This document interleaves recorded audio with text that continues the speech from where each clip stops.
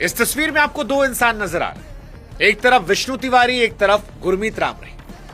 विष्णु तिवारी वो इंसान जिसे गलत केस में रेप के आरोप में जेल भेजा गया और 20 साल बाद बेगुनाह कहकर उसे छोड़ दिया। जब वो लौटा तो उसके मां बाप मर चुके थे, जमीन बिक चुकी थी, जवानी सलाखों के पीछे खत्म हो गई थी और बाद में कोर्ट ने कहा कि ये बेकसूर था। 20 साल बाद। और इसी देश में ये दूसरे इंसान है गुरमीत राम रही। रेप केस में 20 साल की सजा तय हो गई है, आरोप नहीं है, केस में आरोप सिद्ध हो गया।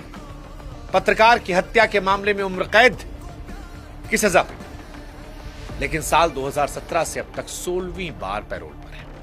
कभी 21 दिन की पैरोल, कभी 30 दिन की पैरोल, कभी 40 दिन की पैरोल, कभी 50 दिन की पैरोल।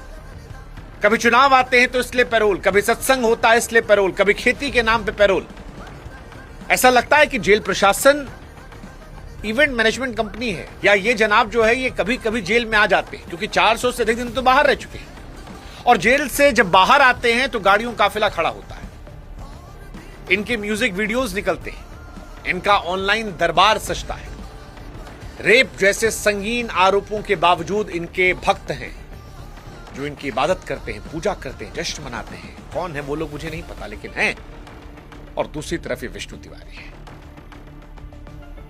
दोनों भारत के कानून के तहत गए। एक जिसने कसूर नहीं किया था लेकिन उसे 20 साल जेल में सड़ाया गया, दूसरा जिसे अदालत ने दोषी माना लेकिन फिर भी वो जेल से रोज बाहर रहता है। लोगों के मन में सवाल आता है, सजा है या वीआईपी मेंबरशिप? और फिर मेरे जहन में ख्याल आता है कि भारत में तो कानून सबके लिए बराबर लिखा गया, पर समझ में आता है कि सिर्फ लिखा गया, माना नहीं गया। इसका प्राइम एग्जाम्पल है।